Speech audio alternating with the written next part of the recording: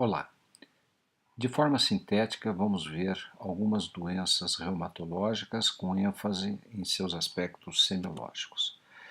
Das poliartrites com repercussões sistêmicas, destacamos a artrite reumatoide e o lúpus eritematoso sistêmico hoje.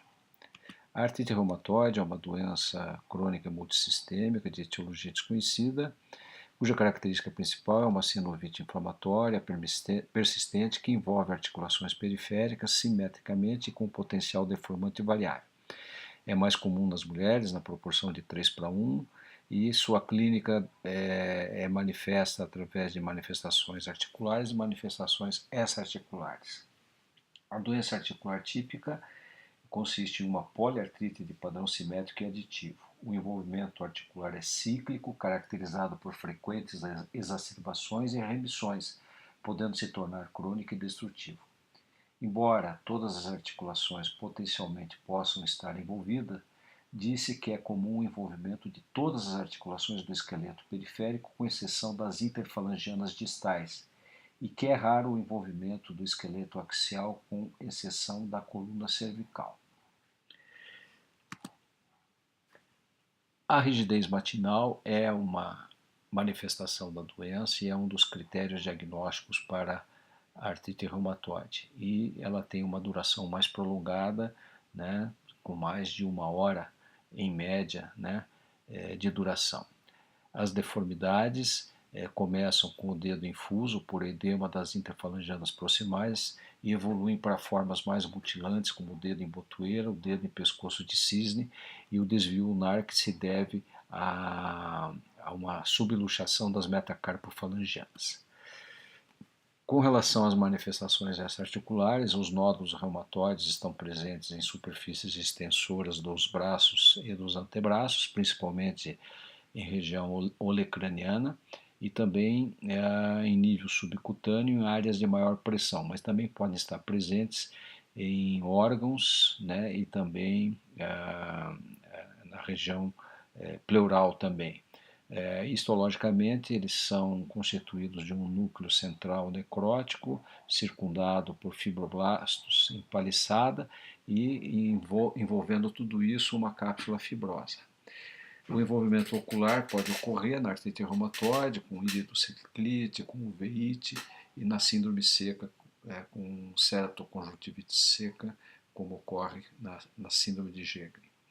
O envolvimento cardíaco predominante é de pericardite, muitas vezes de forma assintomática. O envolvimento pulmonar pode se dever à fibrose pulmonar, pode se dever também à deposição de nódulos reumatoides em superfícies subpleurais e também no parênquima pulmonar.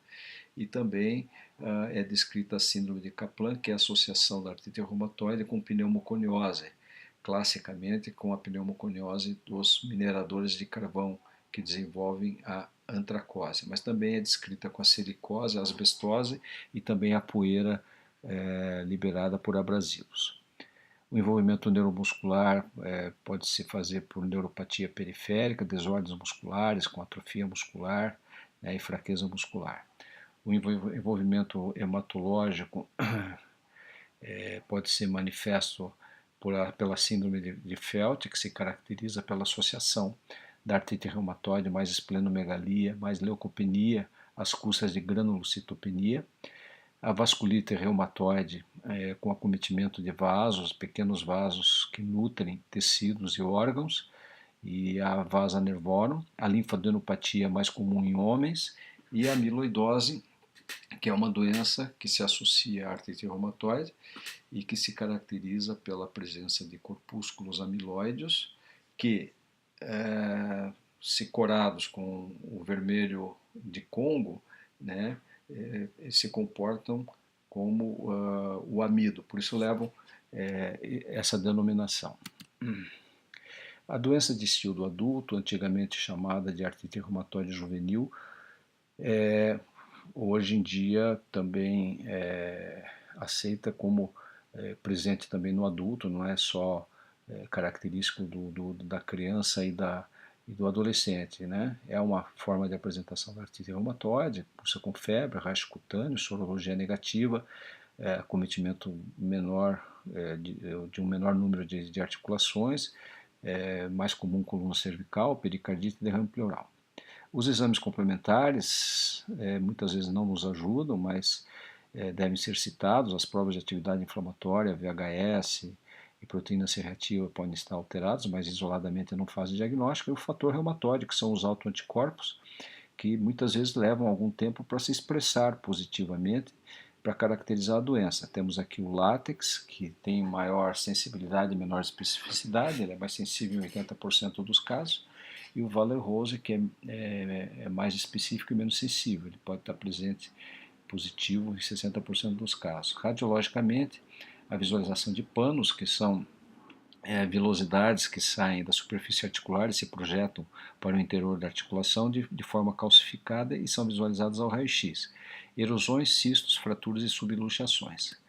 Existem critérios para diagnóstico da artrite reumatoide, né? Essa é uma classificação com 7 itens do ano de 1987 do Colégio Americano de Reumatologia, em que de 1 a 4 ali, da rigidez matinal até a artrite simétrica, pelo menos teriam que ter a duração de 6 semanas de evolução. Mas se fecharmos aí 4 critérios desses 7, poderíamos ter o diagnóstico de artrite reumatoide. Existe um critério, um score de classificação para artrite reumatoide de 2010, mais moderno, portanto, do Colégio Americano de Reumatologia com a Sociedade Europeia de Reumatologia, que se baseia no envolvimento articular, resultados de testes sorológicos, resultados de testes de fase aguda e também duração dos sintomas e sinais relatados pelo paciente, que tem uma pontuação máxima de 10 pontos. Se atingirmos 6 pontos desses 10, poderíamos ter aí um diagnóstico de artrite reumatoide. O lúpus eritematoso sistêmico é uma doença também de etiologia desconhecida, né? E que se caracteriza por danificação de tecidos e órgãos, por anticorpos patogênicos e complexos anticorpos que se depositam, né, sobre esses tecidos.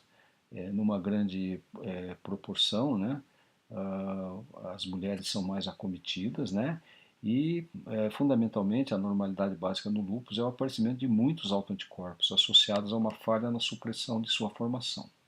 Com isso, formam-se muitos complexos antígenos anticorpos, os quais se depositam em vários tipos de tecidos e respondem, pelo menos parcialmente, pelo estado clínico do paciente. Aqui uma imagem daquele rash malar, aquele rash malar em asa de borboleta, em butterfly, né, poupando ali o suco nasolabial e que se torna mais evidente, né, quando o paciente se expõe à radiação ultravioleta. As manifestações clínicas, portanto, são as mais variadas, né, em função da deposição desses complexos antígeno-anticorpos, né, como falamos anteriormente, as lesões cutâneas, principalmente as lesões cutâneas agudas, compreende o clássico rash em butterfly ou em borboleta, né, que se exacerbam com a exposição à luz solar e poupam, né, o sulco nasolabial e afetam o dorso do nariz e bochechas, né. Existe uma outra manifestação de pele, que é o lúpus eritematoso discoide, que começam com placas eritematosas cobertas, né, por uma escama aderente, e ocorre mais em couro cabeludo, face, orelha e pescoço. Né. As manifestações de sistema nervoso central são bem variadas, né, desde quadros de convulsões, quadros psicóticos, quadros de depressão e ansiedade, vasculopatias, né. As manifestações pulmonares se caracterizam por derrame pleural, por pneumonite e também por fibrose pulmonar, né. As manifestações cardíacas referem-se mais a pericardites e também a quadros de endocardite subaguda, né, que é o caso da endocardite de Liebman-Sachs, que ocorre por deposição de complexo antígeno-anticorpo sobre a válvula mitral, levando a uma endocardite. As manifestações renais são bastante comuns e clássicas, né, com quadros de glomerulopatias, glomerulonefrites, né, que invariavelmente podem levar à insuficiência renal. E existe outros comprometimentos, comprometimento digestivo, como comprometimento tipo disfagia, pancreatite, né, também pode ser possível também. O comprometimento articular no lúpus não é tão evidente, não é tão forte, né? Então o quadro não é assim exuberante. O fenômeno de Raynaud é uma manifestação do lúpus, né, e que se caracteriza por alteração da cor da parte distal dos dedos das mãos, com palidez intensa, seguida de cianose e depois eritema. E muitas vezes antecede por anos, né, o aparecimento da doença. Os exames complementares mais importantes são o hemograma, que pode mostrar uma anemia normo-normo, pode mostrar anemia hemolítica, trombocitopenia e leucopenia. As provas de atividade inflamatória podem estar levemente alteradas. As células LE, que estão presentes em 90% dos pacientes e se devem a polimorfonucleares que são destruídos, né? E ocorre a liberação do núcleo desses polimorfonucleares do citoplasma e são fagocitados por anticorpos. Então, esses núcleos fagocitados formam as células LE e estão presentes em 90% dos pacientes. O fator antinúcleo é o exame padrão ouro, né, do lúpus eritematoso sistêmico, né, mas ele também está presente numa série de outras doenças. O anti-DNA é um outro marcador imunológico importante, principalmente naquelas pacientes que têm lesão renal. O complemento, a dosagem de complemento, o complemento hemolítico total, né, também é um outro fator, é um outro elemento autoimune, né, presente que pode nos ajudar no diagnóstico. O complemento seria elementos que deveriam estar complementarmente presentes no auxílio aos anticorpos para debelar quadros infecciosos. O fator reumatoide, que já citamos, e a sorologia para luz falsamente positiva também seria um marcador imunológico para lúpus eritematoso sistêmico. Aqui estão alguns critérios diagnósticos, né? 4 ou mais critérios simultaneamente ou sequencialmente poderiam ser capazes de nos ajudar a fazer o diagnóstico de lúpus. Para encerrarmos essa parte, vamos falar alguma coisa sobre a síndrome de Reiter, que é um quadro de uma poliartrite, né, soro negativa. Ela se caracteriza por uma tríade, que é a uretrite, conjuntivite e artrite. A artrite tem a característica de uma poliartrite, atingindo especialmente os joelhos e tornozelos, acompanhando-se de lesões mucocutâneas e oculares. Ela pode ser decorrente de um quadro diarreico, pós-diarreico, ou um quadro de uma infecção do trato urinário baixo, né, manifestando-se depois com uretrite, né, com manifestação ocular, tipo uma conjuntivite, uma vermelhidão dos olhos, e depois o quadro articular conforme descrito. Tem manifestações de pele, aqui como manifesta aqui esse ceratoderma plenorrágico, que se caracteriza por essas pápulas descamativas em regiões das mãos e dos pés, principalmente em região palmar e região plantar dos pés, né? Existe também a balanite circinada, que é um quadro inflamatório da região da glande peniana e também do meato urinário também, né? Os exames complementares pouco nos ajudam nesse caso, né? São inespecíficos, hemograma com uma anemia normo-normo, as provas de atividade inflamatória elevadas, mas não são conclusivas, um líquido sinovial inflamatório, né?